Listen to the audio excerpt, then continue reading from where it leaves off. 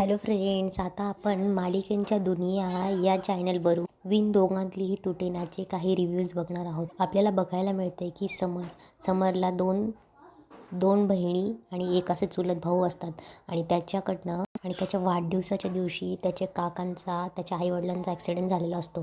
त्यामुळे त्याचे काका आणि आईवडील त्याला नसतात. त्यामुळे काकू ही समरकडनं फायदा करून घेत असते. त्याला सारखं तुझ्या बड्डेच्या दिवशी माझा नवरा वारला हे आठवण करून देते आणि माझी मुलं कशी पोरकी झाली. त्यामुळे समर नेहमी थोडासा हळवा असतो त्यांच्या बाबतीत. पण समरला हे कळत नसतं की ते आपल्याकडून फायदा करून घेत आहेत. आणि इकडे स्वानंदीच्या घरात ती मोठी काकूबाई दिसते म्हणून तिला हिणवत असतात. तिचं लग्न होत नाही म्हणून तिला हिणवत असतात. इकडे समरची काकू समरला अंशुमनला सांगत असते की समर हा सोन्याचे अंड देणारी कोंबडी आहे. त्यामुळे या सोन्याच्या अंडे देणाऱ्या कोंबडीला आपल्याला जिवंत ठेवायचं आहे. इकडे अधीरा म्हणजे समरची लहान बहीण ती तिच्या बॉयफ्रेंडला भेटायला आली असते आणि तिचा बॉयफ्रेंड हा स्वानंदीचा लहान भाऊ असतो.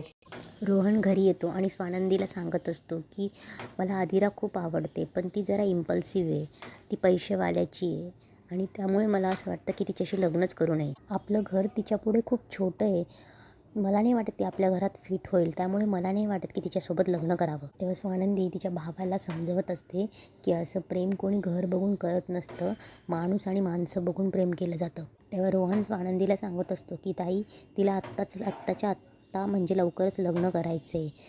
तेव्हा रोहन बोलतो की आणि तुला माहिती आहे. तेव्हा स्वानंदी बोलते की म्हणजे काय माहिती आहे.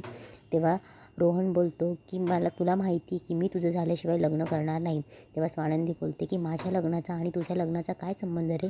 तेवढ्यात त्यांचे बाबा येतात आणि बोलतात की संबंध आहे नंदू, तो तुझा धाकटा भाऊ आहे आणि मोठ्या बहिणीचं लग्न झालेलं नसताना तो कसा काय लग्न करेल. इकडे स्वानंदीचा भाऊ आणि बाबा तिच्या लग्नाबद्दल बोलत असतात आणि इकडे आजी समरच्या मित्रांना कॉल करून त्याला मुलगी शोधा त्याच्यासाठी हे सांगत असते.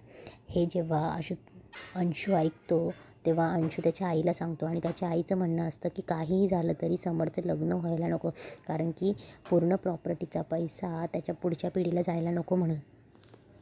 आता 14 ऑगस्टच्या नेक्स्ट भागात आपल्याला असं बघायला भेटते की इकडे स्वानंदी नवऱ्या मुलाला भेटायला जात असते आणि इकडे समर ही मुलीला भेटायलासाठी जात असतो.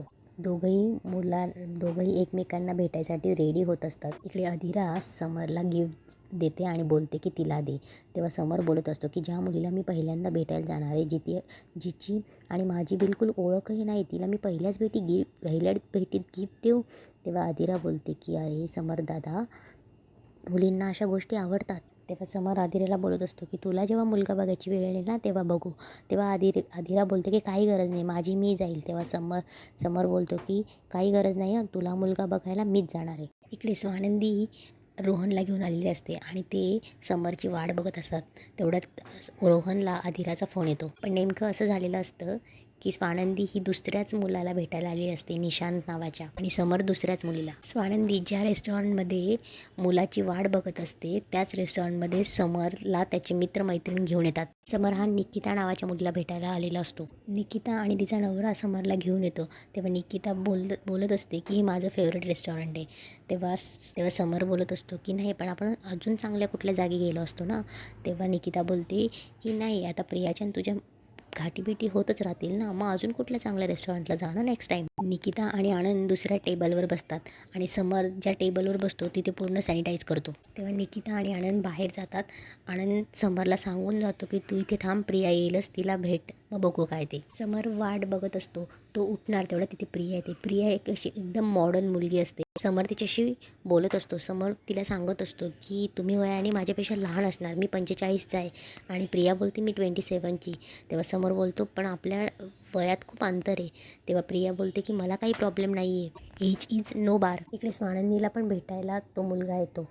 तो येऊन स्वानंदीकडे बघतो आणि तिला तोंडावर बोलतो की मला जरा लहान मुलीची अपेक्षा होती. तेव्हा स्वानंदी बोलते लहान म्हणजे. तेव्हा तो बोलतो की 25 ते 27ची. तेव्हा स्वानंदी बोलते की का माझ्या भावाकडून तुम्हाला बायोडेटा भेटला नव्हता का, तुमच्या भावाच्या मित्राने मला बायोडेटा पाठवला होता, त्यात तुम्ही 25च्या दिसत होत्या हो. तेव्हा स्वानंदी बोलते नाही, 35ची मी. आणि तेव्हा तो मुलगा बोलतो की मी 38चा आहे पण यंग दिसतो ना. इकडे समर आणि प्रिया पण बोलत असतात. समर थोडा हेल्थ कॉन्शियस असतो, प्रियाला तो खूप आवडलेला असतो आणि इकडे निशांतला स्वानंदी बिलकुल आवडलेली नसते. तेव्हा स्वानंदी त्याला विचारत असते की तुम्ही ऑफिसमधनं डिरेक्टली आलात तर काही घेणार का. तो काही तेव्हा निशांत बोलत असतो घ्यायला तर बायको आलो होतो पण आता उपासमार झाली. निशांत स्वानंदीला तिच्या कपड्यांवरनं बोलत असतो. तो बोलत असतो की ॲक्च्युली मला असल्या कपडे घालणाऱ्या बायकांनी आवडत. काय घातलं आहे हे, त्यामध्ये तुमची पर्सनॅलिटी दिसत नाही व पोतं घातल्यासारखं वाटते ते. तेव्हा निशांत सांगत असतो की मला ना तो पुढचा टेबल बघा, ती लाल ड्रेस घातलेली, म्हणजे तो प्रियाकडे बोट दाखवून बोलत असतो की ती मुलगी बघा छान आहे ना, अशी मुलगी हवी आहे मला. तेव्हा निशांत स्वानंदीच्या अपमानावर अपमान करत असतो की तुम्हाला आता मूल होणं पण अवघड आहे या वयात, सगळीच बोंब आहे की हो. तेव्हा स्वानंदी तिथून नाराज होऊन निघून जाते. समरला प्रियाची बडबड बकबक वाटत असते. तेव्हा प्रिया माझ्या महिन्याला 10-12 लाख खर्च होतं सांगत असते आणि समरला विचारते तू करशील ना. तेव्हा समर काहीतरी युक्ती करतो आणि तिला कटवण्याचा प्रयत्न करतो आणि बोलतो की तुला जे चित्र दिसतं आहे ना ते तसं नाही आहे, ते पूर्णपणे वेगळं आहे. आमच्या 16 कंपनीज आहेत पण त्यातल्या 14 लॉसमध्ये आहेत अगं. त्या 27 वर्षात 27 प्रॉपर्टीज विकल्यात मी. We hard to survive you know. पुढच्या 5 वर्षात जर मी पैसे दिले नाही ना बँकेचे तर जेल होऊ शकते मला. तेव्हा प्रिया बोलते आर यू सिरियस. तेव्हा समर बोलतो येस आहे, ते हे सगळं असं आहे. तेव्हा समर बोलतो यानंतर तुला छोट्या घरात राहण्याची सवय करावी लागेल कारण बंगला तर बँक कधीही घेऊन जाऊ शकते. तेव्हा प्रिया एकदम गोंधळते आणि तिथून कटण्याचा प्रयत्न करते आणि समरला काहीतरी कारण देऊन ती प्रिया तिथून निघून जाते. तेव्हा प्रिया तिथून निघून जाते तेवढ्यात तिकडनं आनंद येतो आणि बोलतो समर ही प्रिया गेली कुठे. तेव्हा समर आनंदला बोलतो गेली घाबरून गेली. तेव्हा आनंद समरला सांगत असतो की माझी बायको माझ्यावर रागवली आहे, प्लीज तिला समजव ना. तेव्हा समर बोलतो की अरे तुमच्या दोघांच्या भांडणामध्ये तुम्ही काय येतात, तुम्ही सोडवा ना यार. तेव्हा समर आनंदला बोलतो यार तुमच्या अशा दोघांच्या मूर्खपणामुळे ना माझं लग्न होत नाही. इकडे स्वानंदी रेस्टॉरंटच्या वॉशरूममध्ये येते आणि खूप रडते आणि आपला चेहरा वॉश करत असते. तेव्हा स्वानंदीला तिच्या बाबांचा फोन येतो. स्वानंदी फोन उचलते आणि तिचे बाबा बोलत असतात की गुरुजींनी सांगितल्याप्रमाणे तुझी भविष्यवाणी खरी होणार आहे, अगदी मनासारखा वर भेटणार आहे तुला. तेव्हा स्वानंदी काही बोलणार तेव्हा बाबा तिचं कौतुकच करत असतात. इकडे आनंदने समरला त्याची बायको निकिता हिला समजवण्यासाठी पाठवलेलं असतं. निकिता ही वॉशरूममध्ये असते असं समजून समर तिथे जातो आणि वॉशरूमचा दरवाजा वाजवणार तेवढ्यात समर निकिताला डार्लिंग म्हणून हाक मारत असतो. तेव्हा तो बोलतो ए डार्लिंग ऐकतेस का.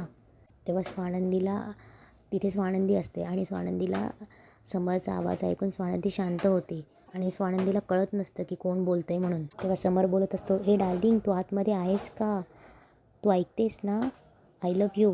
तेव्हा स्वानंदीला थोडं हसायला येतं, ती स्माईल करते. स्वानंदी स्माईल करते आणि तिथेच आजचा एपिसोड संपतो. असेच नवीन एपिसोड बघण्यासाठी या चॅनलला लाईक करा आणि सबस्क्राईब करा. आणि हॅलो फ्रेंड्स, माझं सिरियल कट्टा हे चॅनलही चालू आहे पण काही इश्यू असल्यामुळे त्या चॅनलवरच्या सिरियल मी बंद केल्या आहेत. मला टाईम भेटेल तसं मी टाकत जाणार पण तुम्ही हे माझं मालिकांची दुनिया हे चॅनलही सबस्क्राईब करू शकतायत.